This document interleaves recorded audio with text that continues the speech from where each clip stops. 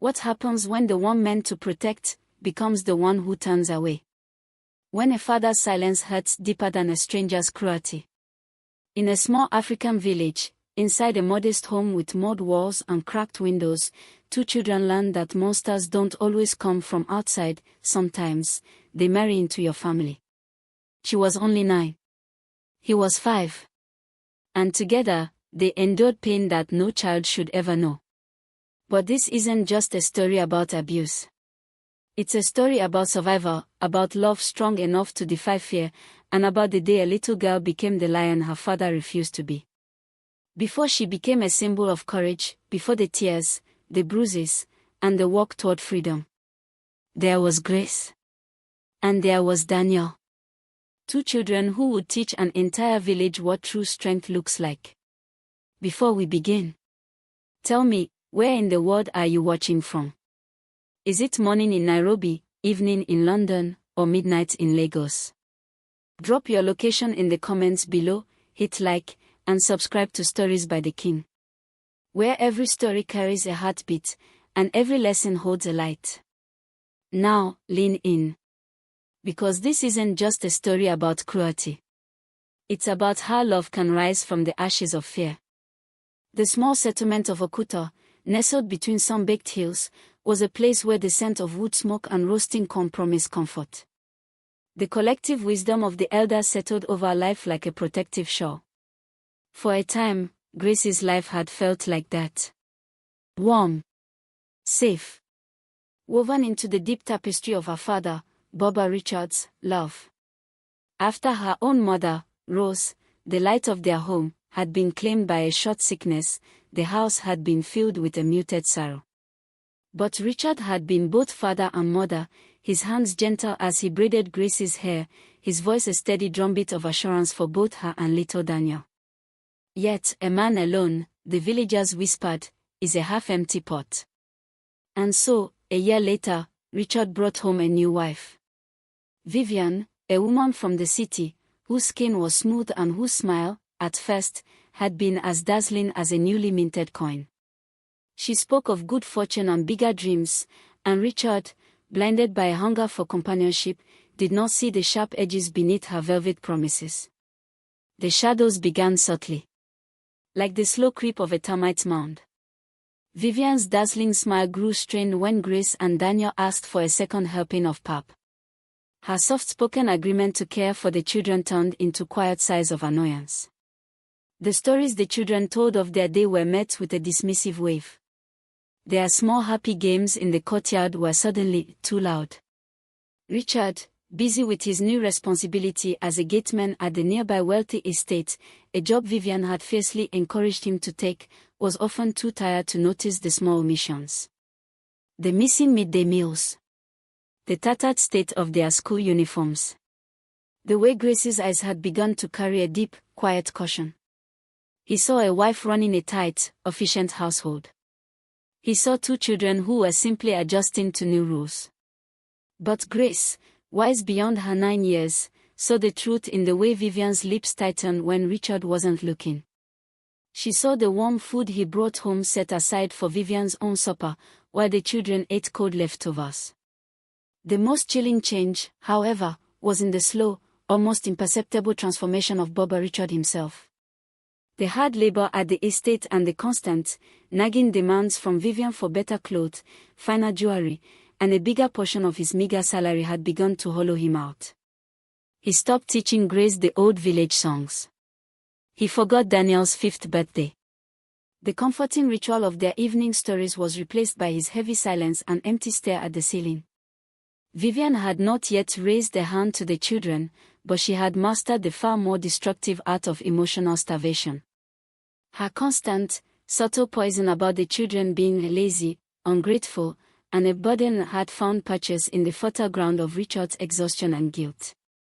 One evening, after Vivian had loudly chastised Grace for spilling water and made her sit outside until darkness fell, Richard walked right past his weeping daughter without a word. He was too tired to argue. Too tired to see. Too tired to care. That night, lying on their mat, Grace gently held her little brother and knew the storm had already arrived, and it wore her father's face. The slow decay of their home sped up like a whirlwind in the dry season.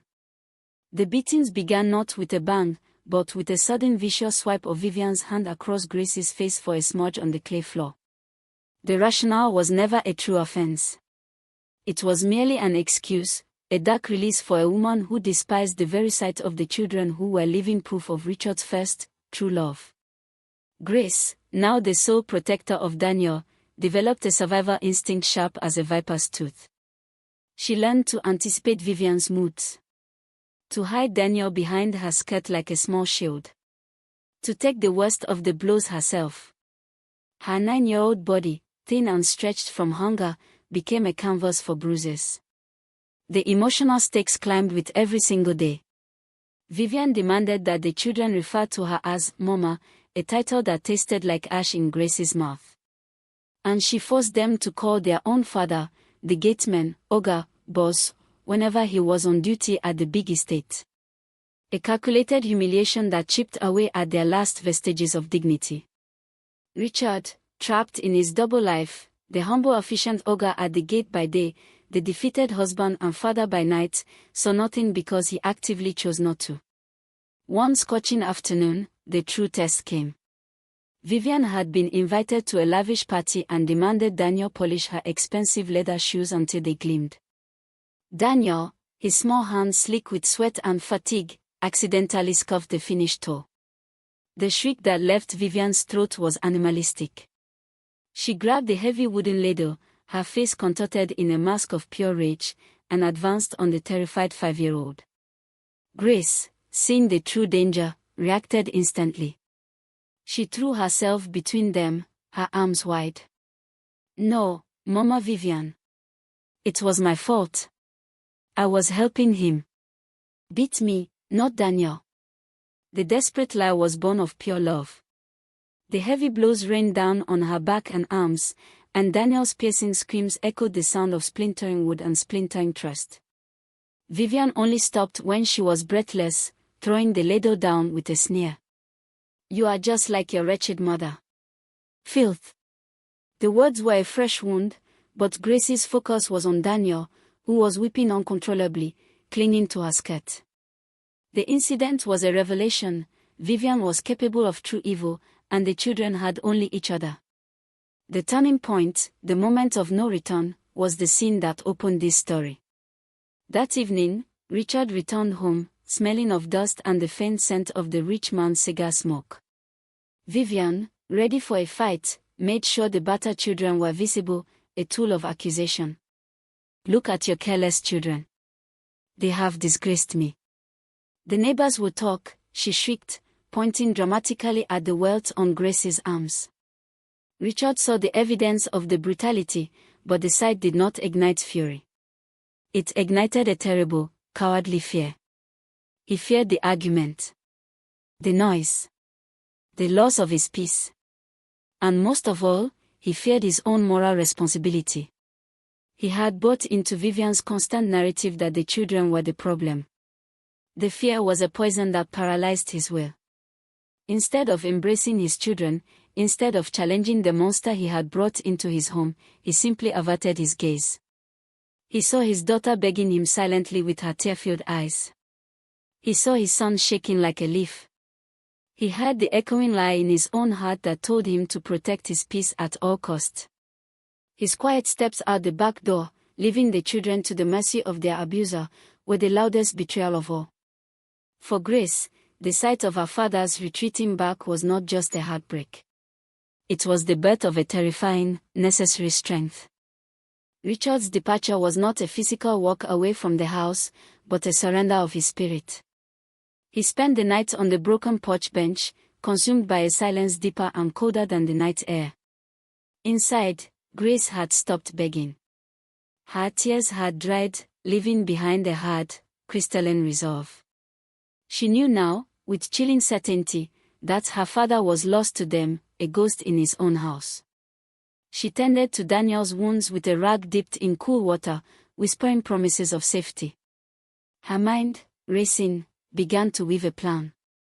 She was just 9, but necessity had given her the cunning of a seasoned traveler.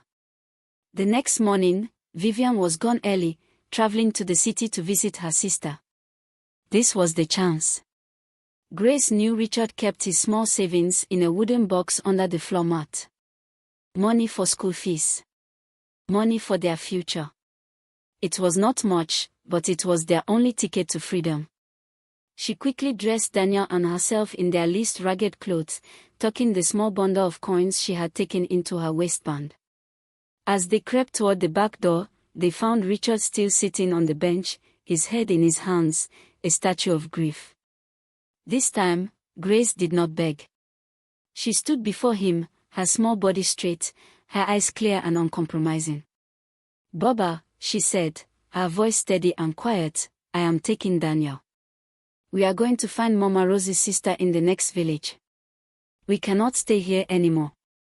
Richard lifted his head, his face a ruin of regret, but the paralysis of fear still held him. He could not find the words to stop her. To apologize. To reclaim his role as protector. Grace waited, giving him one last silent chance to be her father. When he only stared back with empty shame, she knew the man she loved was truly gone. "I forgive you for being scared," she said, her words carrying the moral weight of a 100-year-old elder, "but I cannot forgive you for leaving Daniel." She took Daniel's hand and began to walk away from the house. Away from Okuta. Away from the man who had traded his children's safety for his own comfort. As they walked down the dusty path, away from the village and towards the unknown, the sun rose, painting the hills in shades of gold and burnt orange. They walked for hours, fueled by desperation and Grace's fierce love. Finally, as the heat of the day became unbearable, a familiar sight appeared, a sprawling, ancient compound, ringed by tall trees. The home of Auntie Martha, their mother's beloved sister. Martha, a woman with a laughter as loud and warm as a summer thunderstorm, was outside winnowing grain. She looked up, and her eyes, sharp with recognition and maternal instinct, immediately saw the gaunt, bruised children and the terrifying clarity in Grace's eyes. In an instant, she dropped her basket and rushed to them, gathering them in a fierce embrace. Grace finally allowed the dam to break. She did not cry from the beatings or the hunger. She cried from the relief of finally being safe, telling the whole terrible story into the soft comfort of her aunt's shoulder. Martha listened, her face hardening with righteous anger, but her hands never stopped being gentle as she led them inside, promising them food, rest, and protection. The story ends not with a confrontation but with a quiet, profound resolution. Baba Richard would eventually leave Vivian, his heart completely shattered by the silence of his abandoned children. He tried to find them, but Auntie Martha's protective embrace was a strong shield. He was left with only the ghost of his shame. Grace and Daniel, now safe and nurtured by Martha's unwavering love, grew stronger. Grace went back to school, her voice found its confidence again, and Daniel's laughter became a joyous sound. The moral of their tale, whispered on the dusty wind of the village, was this: a father may walk away from a beating, but the love of a 9-year-old girl can be the only force powerful enough to save a family. And sometimes, true peace is found not in staying, but in the courage to walk away and find your own home. If Grace's story touched your heart, don't let it end here. Hit like, share this story with someone who needs to hear it, and drop a comment below. What would you say to Grace if she were standing in front of you today? And remember, every story you watch here carries a heartbeat, a lesson, and a light. So, subscribe to Stories by the King. Because every ending we tell is just the beginning of another story that needs to be heard. This is Stories by the King, where truth finds its voice, and courage finds its home.